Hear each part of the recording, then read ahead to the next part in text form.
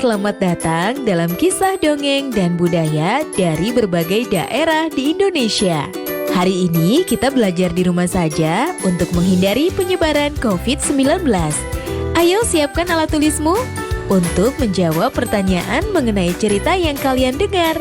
Nanti kerjakan tugas ini dengan bimbingan guru atau orang tuamu.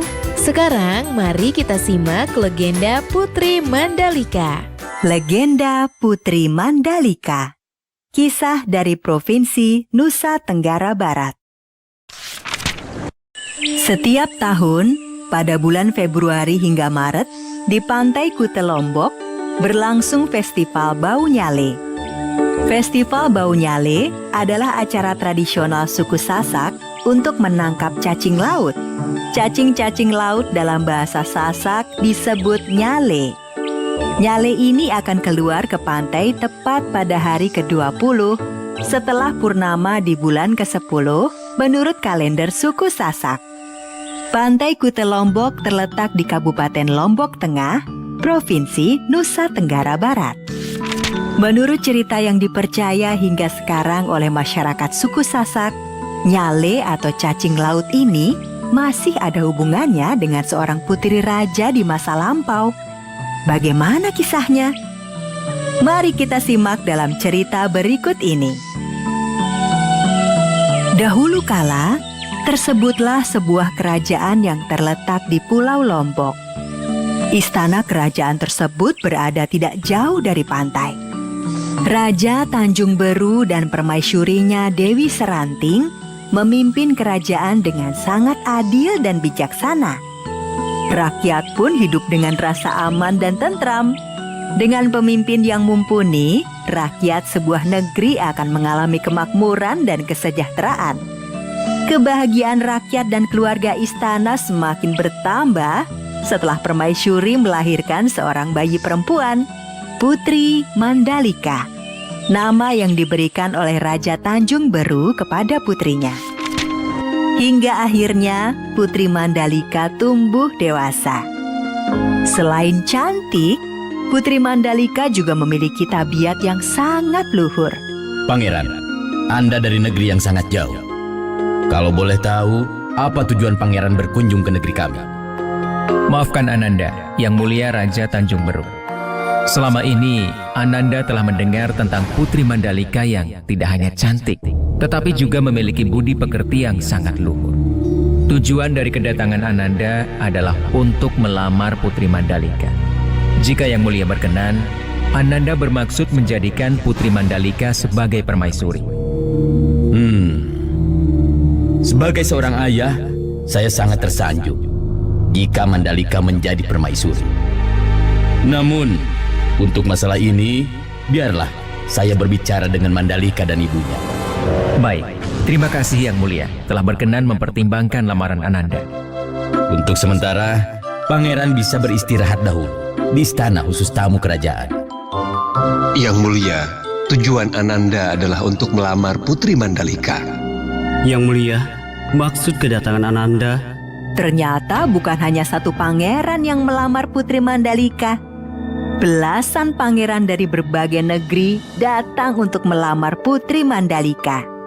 Karena banyaknya pelamar yang datang, Raja Tanjung Beru mengadakan rapat terbatas dengan permaisuri dan putrinya. Mandalika, saat ini telah datang belasan pangeran dari berbagai negeri. Ayah tidak memutuskan pangeran mana yang akan ayah terima. Karena itu, keputusan ini akan ayah serahkan padamu. Mandalika, ibu dan ayah akan merestui siapapun pangeran yang akan engkau pilih. Ibu hanya bisa mendoakan engkau memilih suami yang tepat. Putri Mandalika tidak langsung memberi jawaban. Putri Mandalika pun memanggil semua pangeran yang melamarnya ke balairung istana. Putri Mandalika ingin mengenali siapa saja pangeran yang melamarnya. Putri Mandalika sepertinya berpikir keras menentukan pilihan. Sedangkan para pangeran itu mulai tidak sabar. Terjadi keributan kecil di antara mereka. Putri Mandalika pasti akan memilihku. Ayahku adalah raja besar yang menguasai utara. Tidak mungkin. Akulah putra mahkota kerajaan barat sana. Putri pasti memilihku. Ayahku adalah penguasa lautan di timur. Akulah yang paling layak menikah dengan Putri Mandalika. Jika sampai kamu atau kamu yang terpilih, kupastikan pasukanku akan menyerang kerajaan kalian. Kamu pikir aku tidak berani menyerang kerajaanmu? Pasukanku punya persenjataan yang lebih lengkap. Kerajaanmu akan kuratakan dengan tanah. Kalau aku tidak terpilih, maka aku bersumpah semua armada angkatan laut ayahku akan meluluhlantahkan negeri kalian. Akan ke bumi hanguskan negeri kalian hingga tak tersisa. Diam kalian! Para pangeran langsung diam di tempat karena terkejut Putri Mandalika ternyata berani membentak mereka. Pada hari ke-20 bulan ke-10 atau 3 hari dari sekarang, pagi-pagi sekali, datanglah ke pantai. Aku akan memberi jawaban kepada kalian. Masih ada waktu 3 hari lagi. Putri Mandalika menunda jawaban dan pergi ke pantai. Putri Mandalika sepertinya tidak ingin gegabah mengambil keputusan. Dia sudah melihat ancaman perang besar jika memberi jawaban dengan terburu-buru. Putri Mandalika pun bersemedi di tepi pantai. Dia mencari cara menghindari pertumpahan darah dengan memohon petunjuk yang maha kuasa. Pada malam sebelum hari ke-20, Putri Mandalika selesai bersemedi dan menemui kedua orang tuanya. Ibu, ayah, besok pagi-pagi, marilah kita datang ke pantai. Ananda sudah mempunyai jawaban untuk para pangeran itu. Hari yang ditunggu-tunggu para pangeran pun tiba. Belasan pangeran itu pun sudah menunggu dengan tidak sabar. Bukan hanya para pangeran, tetapi rakyat juga berduyun-duyun datang ke pantai. Mereka ingin mengetahui siapa yang akan menjadi suami Putri Mandalika. Putri Mandalika ditemani ayah dan ibunya datang dengan berjalan kaki dari istana. Setelah melihat para pangeran itu sebentar, Putri Mandalika berjalan menuju karang tempatnya bersemedi. Para pangeran, dengar baik-baik apa yang akan aku katakan, karena aku tidak akan mengulanginya. Jika aku menerima salah satu dari kalian, maka akan ada pertumpahan darah dan negeri-negeri di Lombok akan saling berperang. Aku hanya menginginkan rakyat negeri kita ini hidup makmur, aman dan tentram. Sungguh aku tidak akan sanggup melihat peperangan dan negeri-negeri saling bermusuhan. Kalian para pangeran akan tetap bisa hidup enak. Tetapi ingatlah nasib rakyat kalian. Rakyatlah yang selalu menjadi korban dan menderita akibat perang. Karena itulah, maka aku memutuskan menerima lamaran kalian semua. Itulah keputusanku. Dan keputusanku ini akan menghindarkan rakyat tidak berdosa dari kejamnya perang. Ibu dan ayah, terima kasih telah membesarkanku dengan kasih sayang. Ananda merasa belum cukup berbakti untuk membalas kebaikan ibu dan ayah. Tetapi takdir sudah menentukan demi kebaikan kita semua. Nanti akan muncul nyale berwarna-warni di pantai ini. Biarkan rakyat mengambilnya. Mereka bisa memasaknya atau menaburkannya ke sawah ladang mereka. Selamat tinggal, ibu, ayah. Ketika semua yang hadir masih belum paham apa maksud perkataan Putri Mandalika, tiba-tiba saja sebuah ombak besar datang dan membawa sang putri ke lautan. Tanpa dikomando, seluruh rakyat dan pangeran segera terjun ke laut mencari sang putri. Mereka berusaha menyelamatkan Putri Mandalika. Tapi, sepertinya usaha mereka sia-sia. Sang putri telah memutuskan melebur bersama lautan. Ketika semua sudah sangat kelelahan mencari sang putri, tiba-tiba dari arah laut, datanglah nyale berwarna-warni yang jumlahnya ribuan. Akhirnya, semua yang hadir menjadi paham maksud sang putri. Seperti pesan Putri Mandalika, rakyat mengambil nyale-nyale tersebut. Sebagian mereka masak, dan sebagian lainnya ditaburkan di sawah atau kebun agar tanaman tumbuh subur. Dan setiap tahunnya, tepat hari ke-20 bulan ke-10 penanggalan suku Sasak, Nyale-nyale yang jumlahnya ribuan datang ke pantai. Nah adik-adik, sekarang waktunya menjawab pertanyaan. Siap-siap mencatat ya. Pertanyaannya adalah, bagaimana menurut kalian tentang sikap dan tindakan Putri Mandalika ketika mengambil keputusan untuk menyeburkan diri ke laut? Dicatat ya. Bagaimana menurut kalian tentang sikap dan tindakan Putri Mandalika ketika mengambil keputusan untuk menyeburkan diri ke laut? Jawablah pertanyaan ini sebagai tugas ya.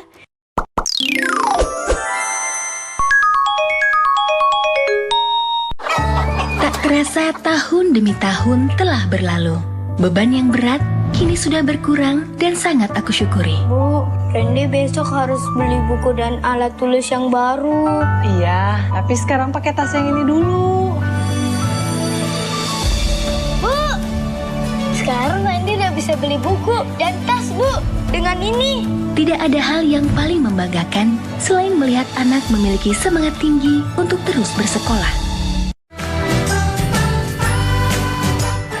Kementerian Pendidikan dan Kebudayaan terus mendukung pembelajaran jarak jauh dan memajukan budaya Indonesia di masa pandemi Corona. Saksikan program Belajar dari Rumah setiap Senin sampai Minggu untuk semua jenjang pendidikan, guru, dan orang tua hanya di TVRI. Marilah kita bersama-sama belajar dari rumah.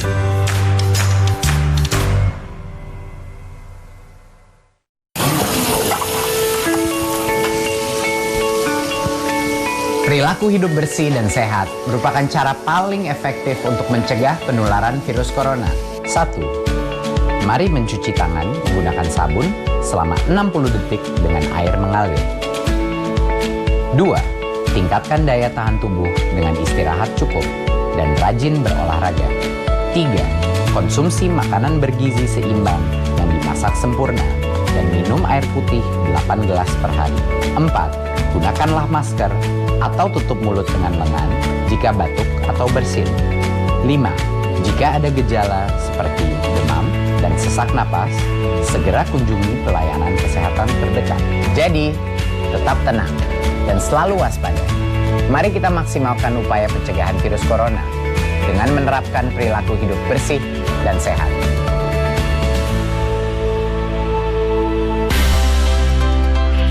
Sebuah drama adaptasi novel ternama karya sutradara Garin Nugroho Yang memaksa saya untuk berkisah tentang wanita pribumi dalam pusaran konflik zaman Hindia Belanda. Nyai, Rabu 15 April 2020, pukul 21.30 waktu Indonesia Barat. TVRI, Media Pemersatu Bangsa.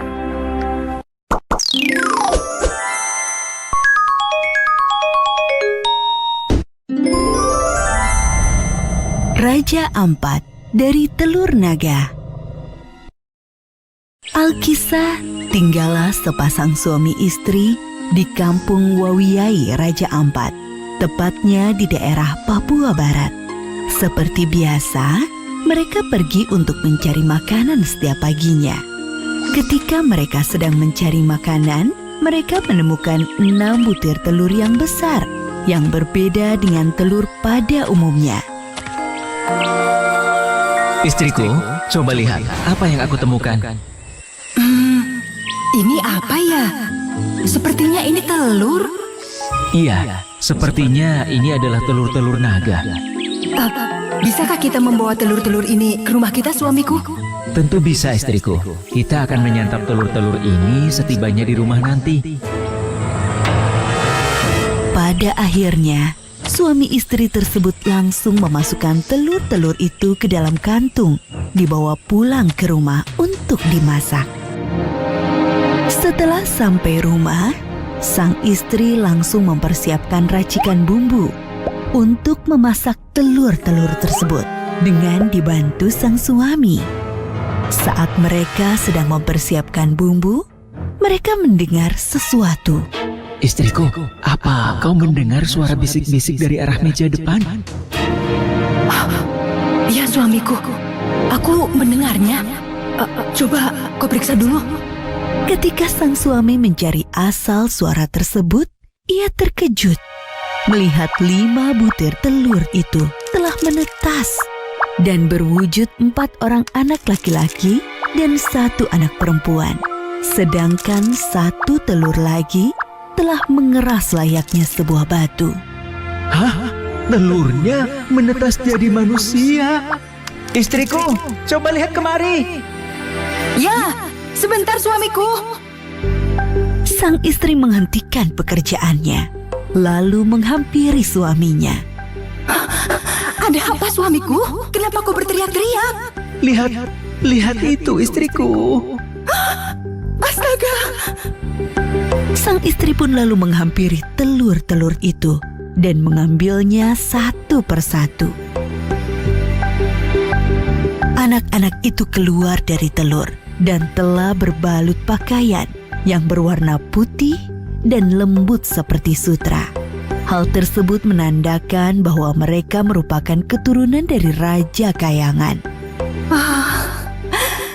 Wahai bayi-bayi lucu, kalian adalah keturunan Raja Kayangan. Aku akan merawat kalian dengan baik. Pasangan suami istri itu akhirnya merawat 5 anak tersebut hingga mereka dewasa.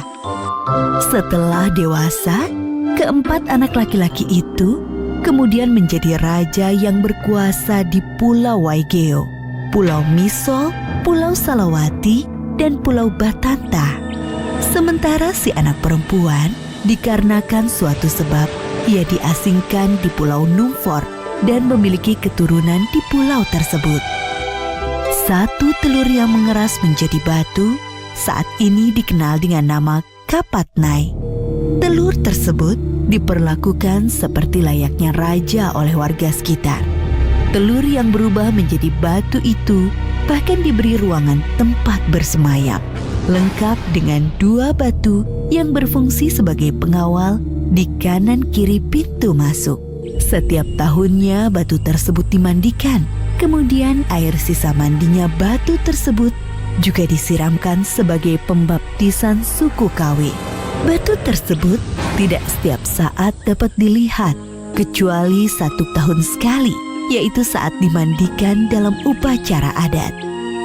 Oleh karena masyarakat menghormati keberadaan telur batu tersebut, masyarakat membuat rumah yang dibangun di tepi sungai Waigeo sebagai tempat tinggalnya.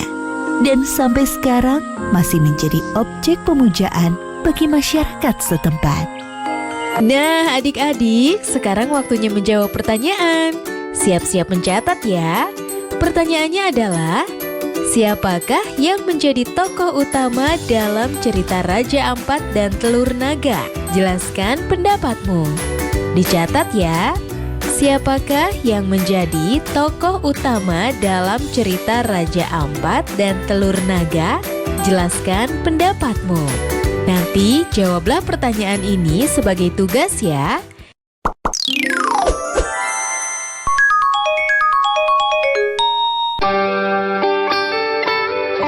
Buku adalah sumber pengetahuan.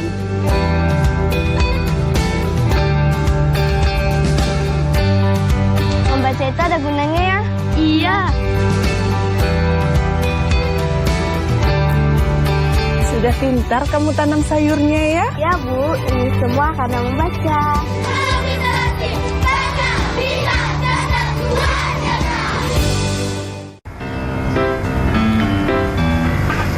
Rumah Belajar merupakan aplikasi yang luar biasa di saat pandemi COVID-19 sekarang ini. Pembelajaran online melalui Rumah Belajar bisa menjadi pilihan terbaik bagi anak-anak bangsa. Sahabat edukasi, dapat mengunduh aplikasi Rumah Belajar melalui Play Store dan kalian juga bisa berkunjung ke web belajarkemendikbud.go.id. Banyak fitur yang bermanfaat yang bisa menemani sahabat edukasi dimanapun berada untuk belajar dan menggali ilmu pengetahuan. Selamat belajar dan tetap semangat. Rumah Belajar, belajar di mana saja, kapan saja, dan dengan siapa saja.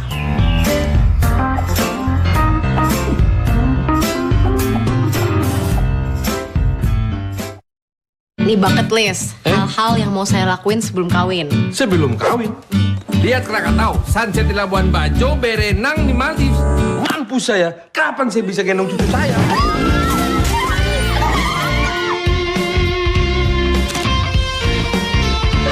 Sebagian dari kalian mungkin udah tahu, gue travel writer. Gue mau semua orang ngalamin apa yang gue alami. Dan ini cerita gue. TVRI, media pemersatu bangsa.